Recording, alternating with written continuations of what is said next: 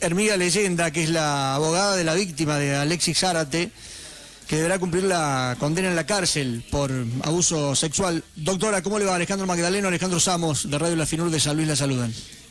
¿Qué tal? Un gusto. Igualmente. Bueno, ¿cómo ha tomado usted la noticia, pero bueno, fundamentalmente, cómo ha tomado la familia de la víctima de Alexis? Juliana todavía no cayó en la realidad y está llorando, y todavía no pude hablar con ella, porque desde que lo detuvieron está llorando, no lo puede creer, y está contenida por su mamá, por su hermana, pero no lo puede creer. Es algo que venimos luchando desde el 2014, hace 6 años que fue agredida en un primer momento, de la peor manera, como diciendo que era una botinera, una mujer de la vida, así la llamaban, hasta incluso en los medios de comunicación. Hasta que, bueno, asumo yo la causa, logro desarchivarla porque estaba archivada, logro cambiar al fiscal de la investigación penal preparatoria, se llega a juicio y en el 2017 se lo condena. Desde el 2017 que está condenado, fue condenado por primera instancia, segunda instancia y por la Suprema Corte de la Provincia de Buenos Aires. Y llegamos hoy a que le denegaran el acceso a la Corte Suprema de Justicia de la Nación, y es en el día de hoy que tiene que hacerse efectiva la detención, y ya está detenido. En este momento está alojado en un departamental ubicado en Avellaneda, provincia de Buenos Aires. Ya le hicieron los análisis correspondientes que se hace cuando se detiene a una persona, se va al médico legal, se cumple con los análisis, seguramente le habrán hecho el hisopado en este momento de pandemia en el AMBA, y ahora se determinará el día lunes a qué unidad penitenciaria va. Seguramente él va a pedir un pabellón evangélico porque profesa esa religión, pero bueno, le esperan 6 años y medio de condena, fundamentalmente en un pabellón apartado, que son los pabellones para los delincuentes sexuales. Así que el delincuente sexual sigue siendo en nuestro país un gran protegido, ¿no? Y bueno, así como se lo protege y se los detiene a último momento, donde las preventivas parecen no existir solamente para los abusadores sexuales, y bueno, en esta instancia para nosotros es un gran logro porque determinó el cambio en la historia para todo el país. ¿Por qué digo esto? En primer lugar, porque se determinó que se debe creerle a la víctima y ahí comenzar a investigar. Sobre sus dichos comenzar la investigación. No dudar nunca de la víctima. En segundo término, porque se debe prestar una fundamental atención y una vinculación con las pericias psicológicas y psiquiátricas. Y lo que quedó claro en las 200 pericias que padeció Juliana es que fue víctima de abuso sexual. En realidad ella fue víctima de abuso sexual por parte de Alexis Zárate, fue víctima de violencia de género por parte de Martín Benítez y fue víctima de privación ilegítima de la voluntad por parte del tercer jugador, que era Nicolás Pérez. Doctora, la saluda Alejandro Samos. No? Yo decía que por allí, escuchándola a usted, siento que hay una sensación de conformidad o de que era lo que esperaban el fallo, o uno piensa que por ahí cuando hay un delito de abuso sexual uno esperaría que la pena sea mucho más grande. La verdad es que soy una conocedora del derecho penal. Sí. Y como conocedora del derecho penal, el delito va de 6 a 15 años. En realidad, me dedico a esto y doy clases de delitos contra la integridad sexual, y en nuestro país, vuelvo a repetirle, el delincuente sexual es el menos condenado. Claro, por eso le digo, es una sensación de que está bueno que se lo condene, pero también uno, ¿ustedes esperaban estos 6 años, esperaban más? No, nosotros esperábamos, por supuesto que yo pedí 13.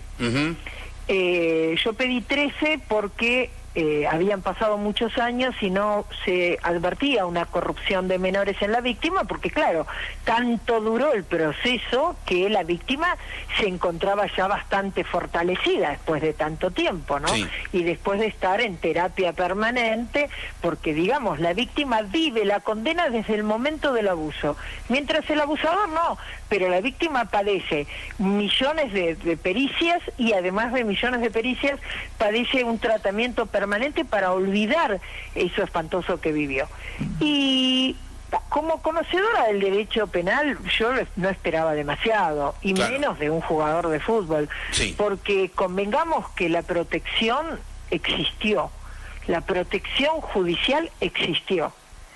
Es lamentable lo que le digo, pero no puedo mentirle. Existió porque si no, de hecho, no estaría en este momento libre. Si fuera su hijo o mi hijo, estaría condenado y siguiendo el proceso, pero en prisión. Doctora, háblenos y resúmanos, en función del criterio que usted tiene y de la experiencia, el porqué de inadmisible en el recurso que desestimó el máximo tribunal provincial en la defensa.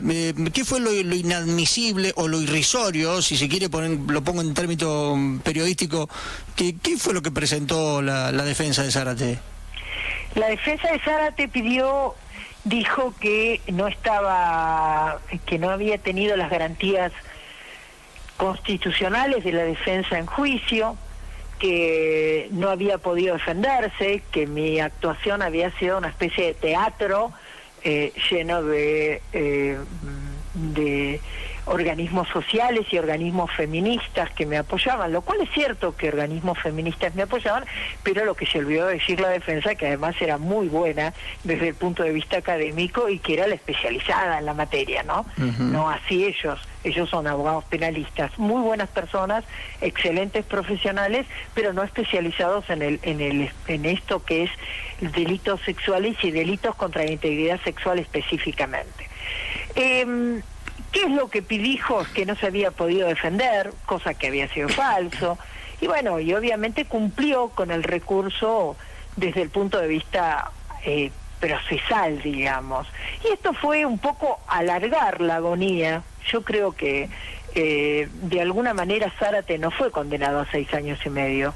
Zárate está condenado desde hace mucho antes, porque desde el 2017 que no juega al fútbol, claro, que estuvo en Letonia un mes y mandamos todo a Letonia, le informamos todo a Letonia y Letonia lo mandó de vuelta a la Argentina. Digamos que, ¿sabe dónde lo detuvieron hoy? Vendiendo comida.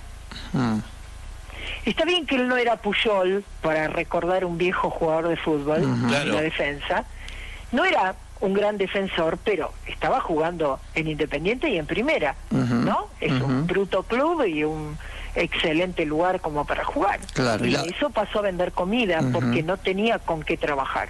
Claro. Entonces yo creo que Alexis Zárate está cumpliendo la condena desde el 2017, que ya lleva 3 años y medio de condena, porque fue sentenciado en el 2017 y la verdad me parece que bueno, que fue un gran logro, porque no solamente modifica la historia, no para Giuliana, porque ahora vienen las Carolinas, las Mónicas, las Claudias, cualquier nombre que tengas.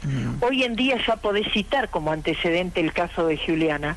Y ¿usted siente que sienta un precedente, siente, doctora, que sienta un precedente la condena hoy? Es un leading case.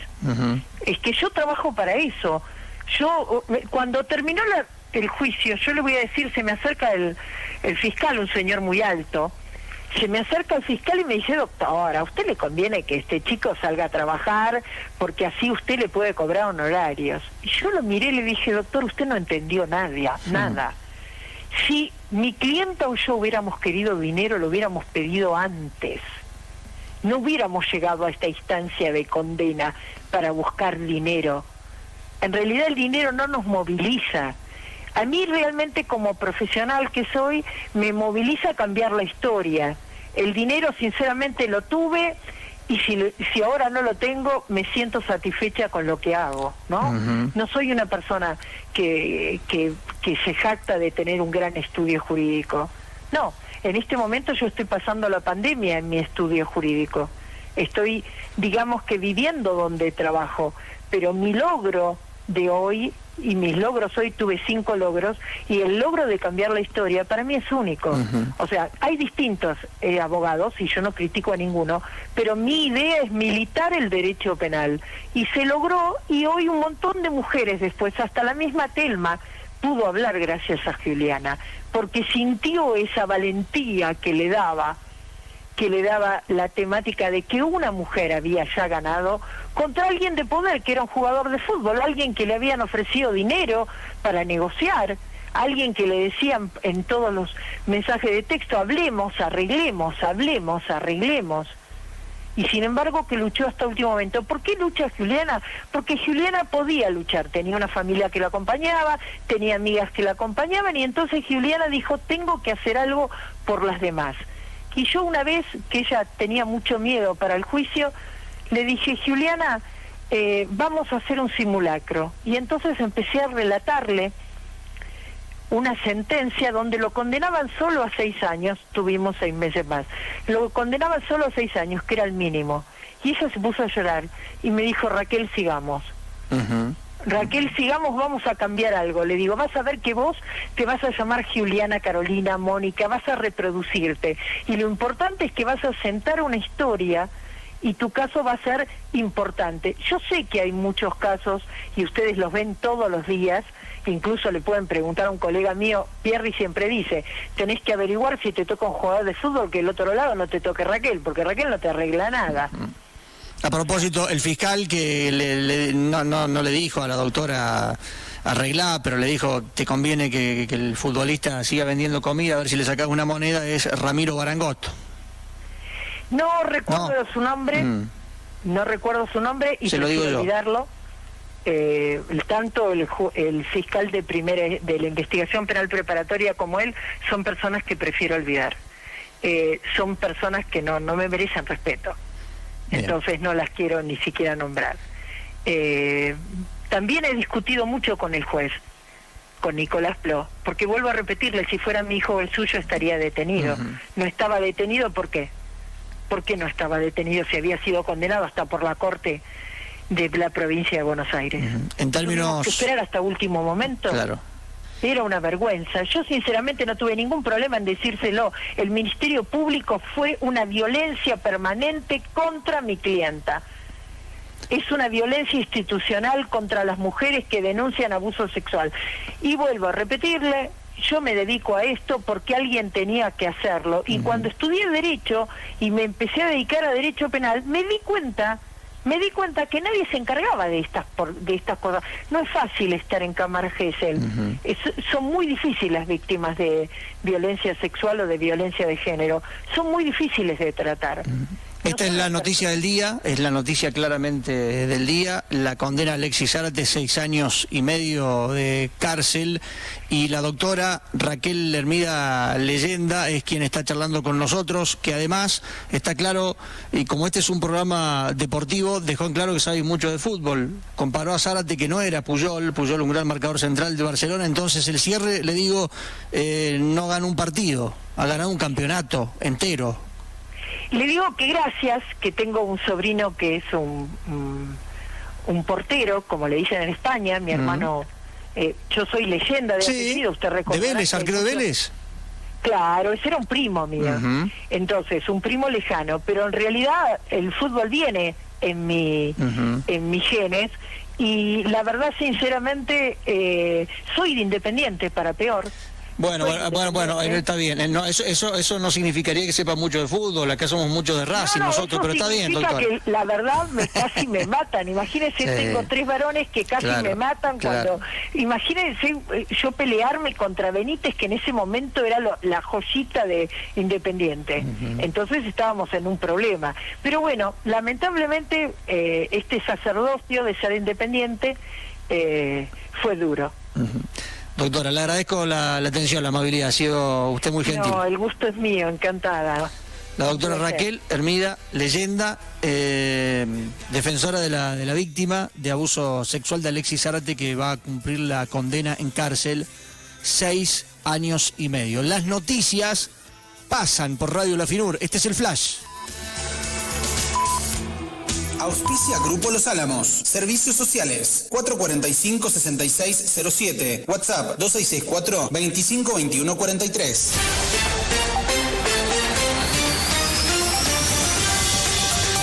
Flash informativo de Radio La Finur. Se retrasa el lanzamiento del iPhone 12. Apple presentará su nuevo móvil recién en octubre o noviembre, hasta 2 meses después de lo planeado.